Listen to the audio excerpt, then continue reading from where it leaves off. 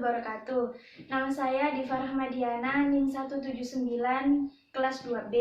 Di sini saya akan menjawab pertanyaan dari soal UTS. Yang pertama adalah surat Al-Baqarah ayat 183 yang berbunyi, A'udzubillahi minasyaitonirrajim, Bismillahirrahmanirrahim. Ya ayyuhalladzina amanu kutiba alaikumusyiyamu kama kutiba alal ladzina min qablikum la'allakum tattaqun.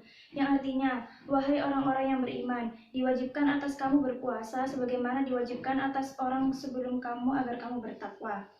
Di dalam surat Al-Baqarah ayat 183 ini, surat ini tidak bisa dikategorikan dalam konsep nas karena dalam surat tersebut tidak ada dalil syarah yang menghapus suatu hukum, dan tidak ada pula syarah yang telah dihapus atau bisa disebut mansukh. Karena di dalam surat Al-Baqarah ayat 183 hanya berisi tentang perintah untuk berpuasa. Sedangkan pada surat Al-Baqarah ayat 187 yang berbunyi, A'udzubillahi minasyaitonirrajim, Uhilla lakum lailatas siyamir rafathu ila nisaikum hunna libasul lakum wa antum libasul lahun. Alimallahu annakum kuntum takhtanuna anfusakum fataba alaikum wa afa ankum fal'ana bashiruhunna wabtaghu ma kataballahu lakum wa kulu washrabu hatta yatabayyana lakumul khaytul abyadu minal khaytil aswadi minal fajr summa atimmu siyamu ilal lail wa la tubashiruhunna wa antum akifun fil masajid tilka hududullahi fala taqrabuha kadzalika yubayyinullahu ayatihi linnasi la'allahum yattaqun. Di dalam surat Al-Baqarah ayat 187 ini dikategorikan dalam konsep nas karena ada dalil syara' yang menghapus suatu hukum, yaitu hukum yang dihapus adalah pada awalnya orang yang tidur pada malam puasa kemudian bangun sebelum fajar, dia dilarang makan atau mendekati istrinya. Kemudian larangan ini dihapus oleh Allah dan membolehkan bagi kalian orang-orang mukmin menggauli istri pada malam-malam hari puasa serta makan dan minumlah di sepanjang malam itu sampai terlihat terbitnya fajar shadiq, dan sempurnakanlah puasa mulai dari terbit fajar dan sampai terbenamnya matahari. Soal yang kedua itu adalah surat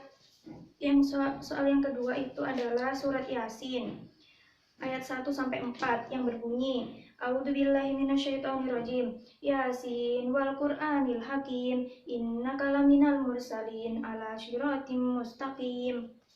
Yang kedua adalah surat Al-Anfal ayat 41 yang berbunyi, A'udzubillahi minasyaitonirrajim, wa'lamu annama ghanimtum min syai'in fa annallahi khumusahu wa lirrasuli walidil qurba wal yatama wal masakin wa ibnis sabili in kuntum amantum billahi wa ma anzalna ala abdina yaumal furqan yaumal taqal jam'an wallahu ala kulli syai'in qadir. Untuk menentukan posisi surat Makkiyah atau Madaniyah, di dalam surat Yasin itu termasuk dalam surat Makkiyah. Ciri-ciri yang pertama itu dilihat dari panjang dan pendeknya surat. Di dalam surat Yasin itu termasuk surat yang pendek, karena ciri-ciri surat Makkiyah itu suratnya pendek. Ciri-ciri yang kedua itu memiliki arti yang tegas.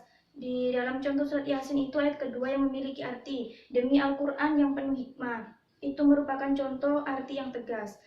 Contoh yang ketiga itu isinya berupa penetapan tauhid dan akidah yang benar, seperti Al-Quran adalah kitab yang paling sempurna. Dalam surat Al-Anfal dikategorikan sebagai surat Madaniyah karena suratnya panjang. Yang